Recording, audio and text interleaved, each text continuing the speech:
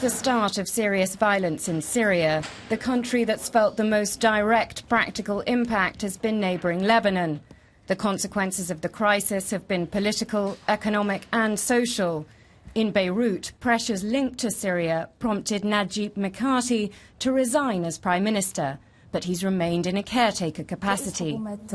As preparations continue for a new government to be formed, Dalene Hassan went to speak with him. Lebanon is following a keep-a-distance policy towards Syria. How much has Lebanon been affected by this crisis?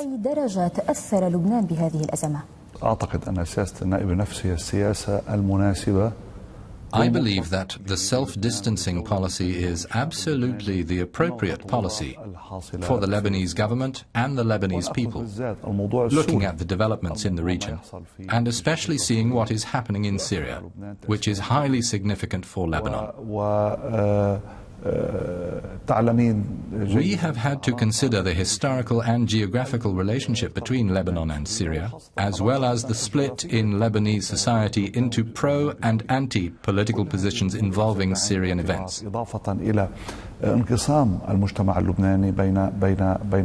think it's the right attitude to keep for the upcoming government in the future, because that's what will protect Lebanon from the consequences of what is going on in the region. لأن هذا الذي يحمي لبنان من عواقب ما يحصل في المنطقة. In the absence of a new government, as caretaker Prime Minister, how are you handling the consequences of the Syria crisis, especially the refugee crisis? This case is primarily a humanitarian case, not a political one. When a Syrian citizen, who is a brother to us Lebanese people, seeks refuge in Lebanon, asking for a safe place, we must respond to that request. However, the number of refugees is enormous.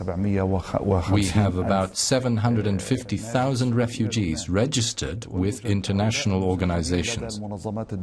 They hold refugee status. Then there are Syrians straddling between Syria and Lebanon, more than 300,000 Syrians who are not registered as refugees, but who are currently in Lebanon. We as a Lebanese government are doing our duty towards the Syrian refugees who are on our territory. People in Beirut say the presence of the Syrians has made problems for the Lebanese worse. Must they bear the consequences of the Syrian crisis? When Lebanon had a civil war, Syria opened its doors to receive the Lebanese people over the years. We will not close the door in the faces of the Syrians today, but the Lebanese state must control this, so that the number of Syrians in Lebanon only increases according to certain conditions. We are monitoring the Lebanese borders as well. Therefore, every Syrian in Lebanon who does not apply for refugee status will have his status reconsidered. Has Lebanon benefited economically in any way from the Syrian crisis? No, on the contrary. The last assessment carried out by the International Bank in a special study showed Lebanon had been damaged by the crisis and that it has had a direct impact on growth. Some Lebanese bankers indicated that many Syrians with capital assets had deposited money in Lebanese banks. Wouldn't you think that would contribute to the Lebanese economy?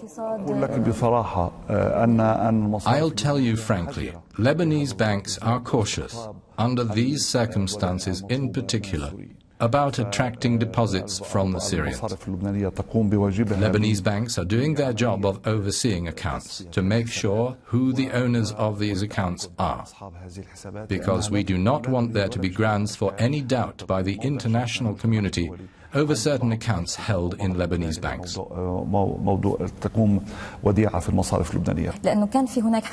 There's talk about transfers of money to Lebanese banks by people linked to the Syrian regime, such as senior statesmen. Yet is that not in breach of the sanctions imposed on Damascus? Lebanese banks are in the process of verifying all the accounts and people who wish to put their money in Lebanese banks. Therefore, I do not think that what has come from Syria is a huge amount of money because of these measures. بسبب هذه الإجراءات التي تقوم بها المصارف اللبنانية.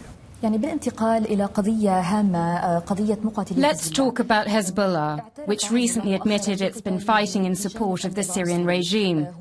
There's also an influx of weapons and fighters who support the uprising in Syria and want to help the Free Syria Army.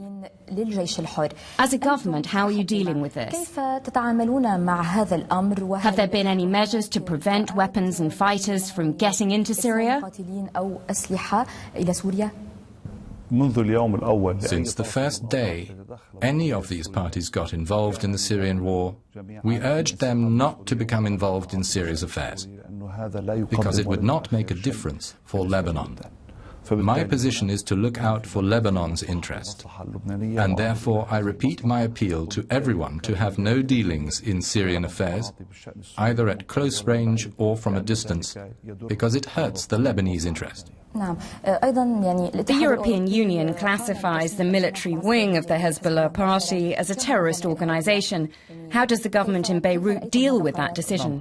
We are waiting for measures to be undertaken by the European Union. The case should be reconsidered after 6 months.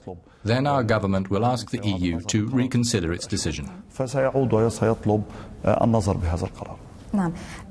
There have been suspicions and accusations recently that the Syrian regime has been transferring some chemical weapons to Lebanese territory. Is there any truth in this? I give my personal assurance that's not true. We've not had any information about that, and the Secretary General of Hezbollah confirmed those accusations were invalid. In the case of a military strike against Syria, how would Lebanon deal with the potential consequences? We look constantly at the implications for Lebanon. When the threats against Syria started, we took precautions, and we had some diplomatic contacts. But, thank God, the strike was avoided. And they are pursuing a political path to end the crisis. Lebanon has advocated a political solution as best suited for what is happening in Syria. رئيس حكومة تصريف الأعمال اللبنانية السيد نجيب ميقاتي، أشكرك جزيل الشكر على هذا اللقاء. شكرا لك. شكرا جزيلا لك.